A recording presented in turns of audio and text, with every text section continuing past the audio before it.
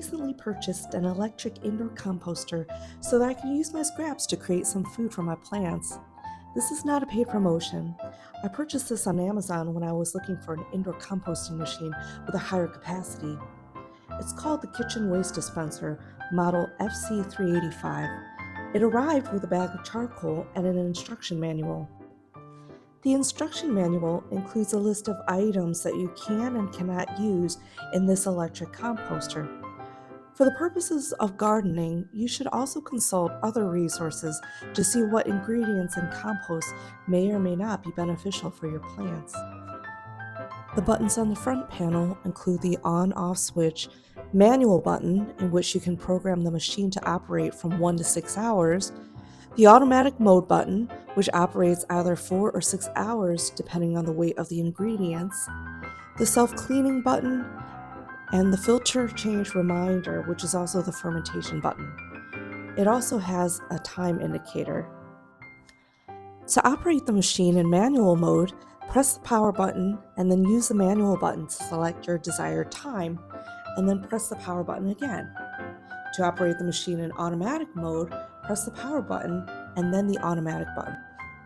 I think that the fermentation mode involves the use of beneficial microbes to create a fermented compost in a shorter period of time. This is something I'd like to try out in the future.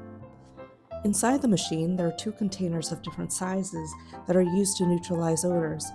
You need to fill these up with charcoal pellets prior to use.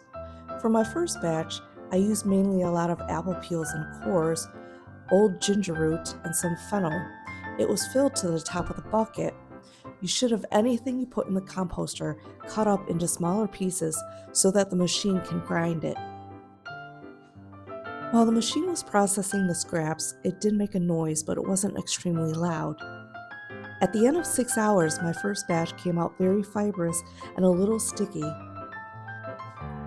In my second batch, I put in a dead plant with its soil, dead leaves, and a grocery bag full of eggshells. I have 2 starfruit trees that I grew from seed. I used the first batch to refresh the soil in their pots. The larger tree is less than 1 year old, and it had been in my outdoor greenhouse last summer before I moved it to my basement greenhouse. I don't remember when the smaller tree germinated though.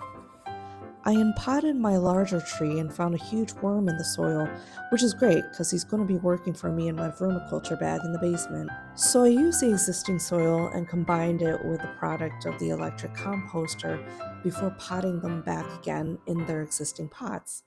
Then I watered them and took them both back down to the basement greenhouse.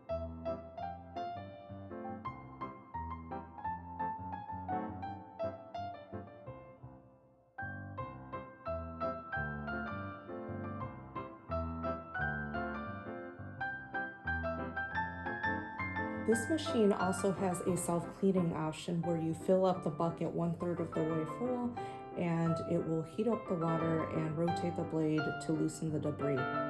However, you can also wipe the surfaces with some warm soapy water, and you can also clean this bucket by hand. You can either clean it in the sink or you can stick this part into the dishwasher.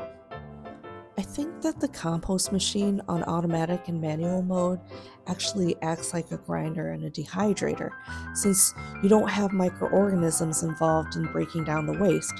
However, it does help with food waste, and you can certainly use the product and mix it into your soil as a fertilizer. It will still continue to break down over time. And it could help reduce mold that can be grown when people just add food scraps directly to their garden. I wonder though if the type of ingredients you use in the composter determines how readily available the nutrients would be. Here's how to remove the blade from the bucket. Pull on the little tab to open the locking mechanism. Turn the mechanism counterclockwise to remove it, and then pull up on the paddle.